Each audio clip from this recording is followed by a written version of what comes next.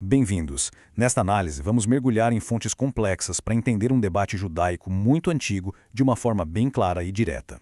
A questão que nos guia é essa: qual é a hora certa para uma das orações mais antigas que existem? Para responder, a gente vai investigar um texto judaico milenar, a Mishnah, e descobrir uma discussão de 2000 anos sobre como agendar um dever sagrado.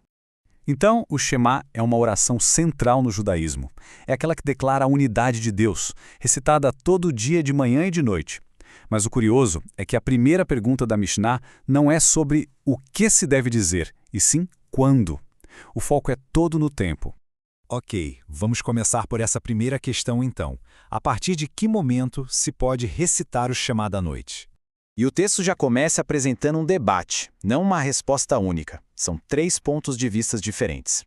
O Rabi Eliezer diz que o prazo é o fim da primeira vigília, algo em torno das 10 da noite. Já os sábios definem um limite como meia-noite. E por fim, o Rabban Gamliel, que estende esse prazo até o amanhecer.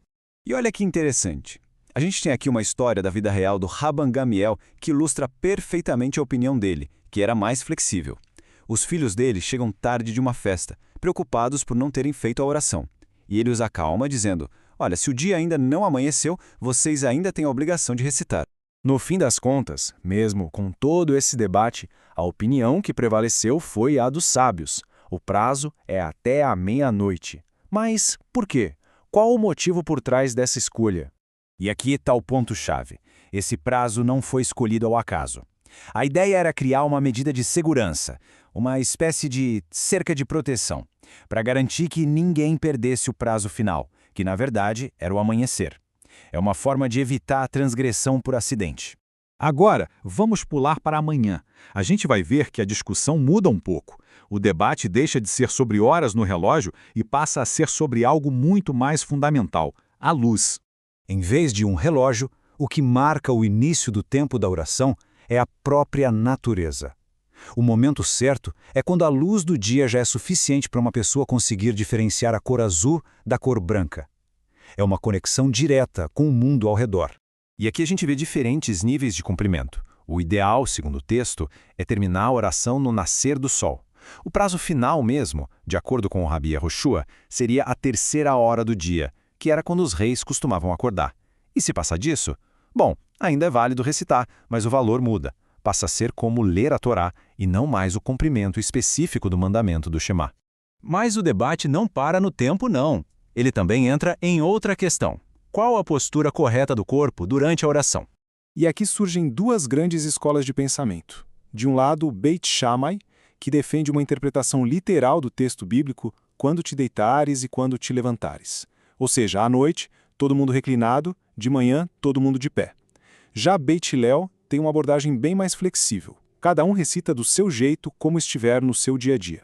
E essa história do Rabi Tarfon é um argumento fortíssimo a favor da praticidade de Beit Hillel. Ele conta que estava viajando e, para seguir a regra rígida de Beit Shammai, se deitou para orar e quase foi assaltado. A resposta que ele ouviu foi dura. Você mereceu o perigo porque desobedeceu à visão mais sensata de Beit Hillel.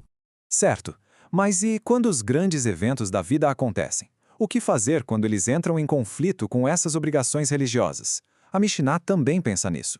A lei reconhece que algumas experiências humanas são tão profundas que elas têm prioridade. Por exemplo, um noivo na noite de núpcias, uma pessoa de luto antes do enterro de um parente, ou até mesmo os carregadores de um caixão. Todos eles estão isentos. E mesmo com essa isenção, olha só o exemplo do Rabban Gamliel de novo. Na própria noite de núpcias, ele recitou o Shema. Quando os discípulos questionaram, já que ele mesmo ensinou que o noivo estaria isento, ele respondeu que não deixaria de aceitar o reino dos céus nem por um instante. Isso mostra como a devoção pessoal pode ir além do que a lei exige. Ok, vamos dar um passo para trás agora. O que toda essa discussão antiga sobre horários realmente nos revela? Fica muito claro que o ponto aqui não é só achar o minuto certo no relógio. O objetivo é muito maior. É criar uma estrutura para a vida, uma forma de construir uma relação consciente e intencional com o próprio tempo, sempre buscando um equilíbrio entre a regra, a flexibilidade e a realidade da vida de cada um. E isso nos deixa com uma reflexão final, né? Como é que um debate de 2000 anos sobre a cor do céu ao amanhecer ainda consegue influenciar a rotina e a vida espiritual de tanta gente hoje em dia?